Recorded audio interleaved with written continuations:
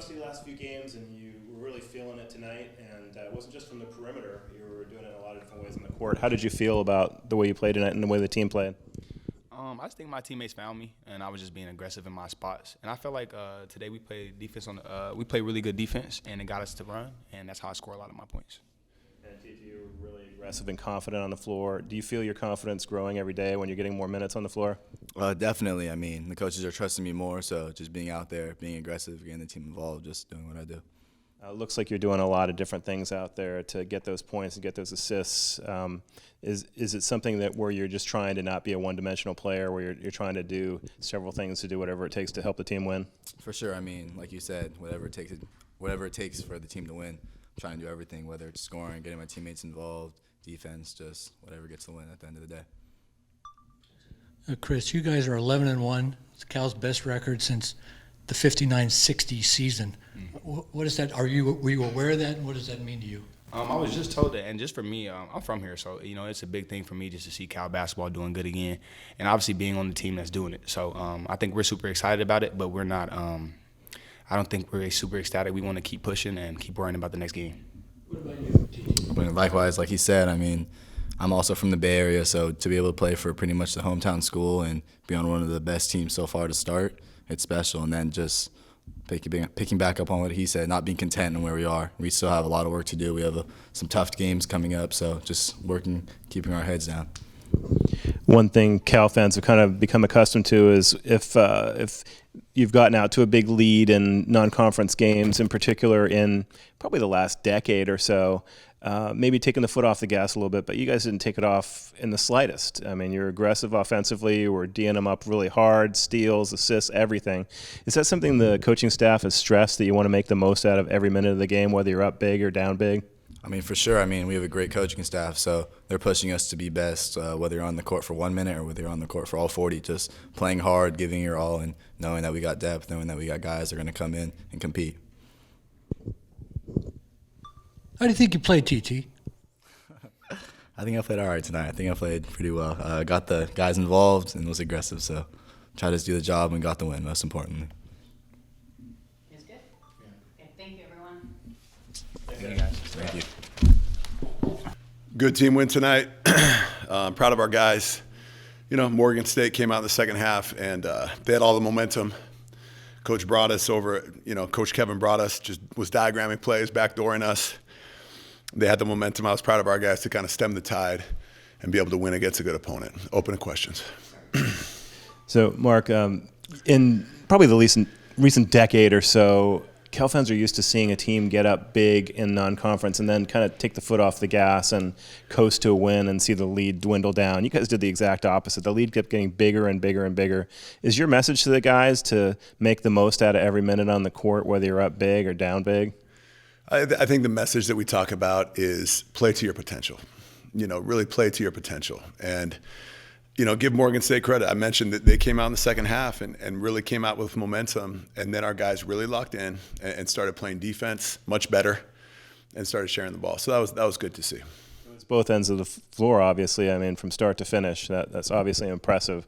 TT, in particular, did a lot of great things for you guys tonight, scoring 20 points, but being really aggressive on defense and finding his guys in all kinds of different ways on the floor. Can you talk a little bit about how he's developed? Well, TT Carr is blossoming.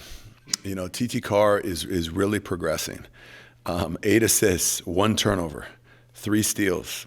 He led us in offensive rebounds, he and John. And he has a knack for that. And so I really can't say enough about TT Carr. The growth, the development, he's doing this as a true freshman. But we knew that. We knew that he was going to be able to step into big, tough environments and perform. And he's done that. This was a pressure-filled game.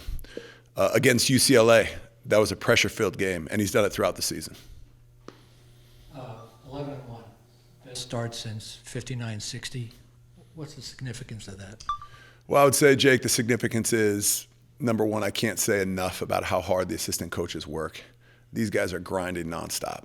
And so, number one, you have a great staff. And I think most importantly, you have tremendous players that have really bought into a system. And at the same time, no one is content.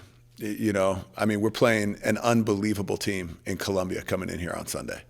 Columbia is, they're top of the nation in rebounding margin. They're top of the nation in three-point percentage. These guys are tough, they're intense, they're punishing, and so you can't, as players, as coaches, as a head coach, you cannot think about those things. You have to focus on the process, and we have a huge process ahead of us in the next 36 hours. You talked a little bit about Chris. He had some down games after really catching fire against UCLA.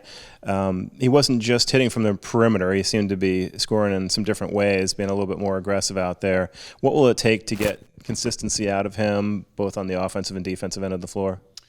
Chris Bell is one of the most consistent players that we have in terms of putting the work in, watching the film, putting the work in practice. He is one of our most, the word professionalism comes to mind because he's very methodical about his preparation. Chris Bell doesn't worry if the ball doesn't go in or if something like that happens. Yes, he shot the ball well tonight, but again, he had another great defensive night. Just taking the challenge defensively, one-on-one defense, block shots, weak side help, rebounding.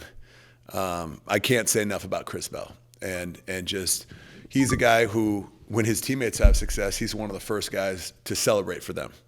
The players gravitate to Chris Bell. They're over at his house all the time. And so he's really been a tremendous addition to this team and to this culture. What's the story with DJ Campbell? DJ is going through a tough injury right now. He's going through a tough injury. He's not even listed on the roster today, but he's still on the team, I guess. Oh, 100%. Yeah, 100%. No, DJ's with us at every step of the way. DJ's a guy who just has sacrificed himself and sacrificed his body. If he's hurt, he's going to play. If he can walk, he's going to find a way to go out there and play. He's nursing an injury. We're hopeful that he's back with us shortly. And Pippen? Again, we're hopeful that he's back with us shortly. He's putting the work in rehab-wise. Don't have a specific timetable on either one right now. Very hopeful for conference, and just keep putting the rehab work in and see what happens. We try this in the same boat. I think Reedus is somebody where, he's going through a process right now with a specific injury, and I think we'll know more on that shortly. Shifting gears a little bit, you mentioned in the pregame that some of your coaches were out recruiting. Are you finding more interest level on the recruits' part, being that you started 10-1 while you're out there recruiting, and a big win over UCLA, and just starting to get some notice out there in general? Absolutely, Jim. Absolutely. We've had a lot of inbound to Cal in terms of top players, and then as we go outbound to really top guys, the reception is very, very positive and very favorable towards Cal. I can't go into too much recruiting-wise, but there's a lot of good things happening, and you've seen the caliber of players that we've signed here over the last 12 to 18 months, including recently, and so there's a lot of excitement with the recruits. One of those big signings was Giovanni Ruff, and he hasn't played this year. With the bench being so thin with all these guys out with injuries, is there any consideration at all to him playing at some point this year? I think everything is always under consideration, especially with a guy like Giovanni, because Giovanni has a specific skill set. Nobody can stay in front of Giovanni. Nobody can stay in front of him. He has a tight handle on the ball. And so I would say that everything is always under evaluation as it relates to that. All right, thanks, everyone.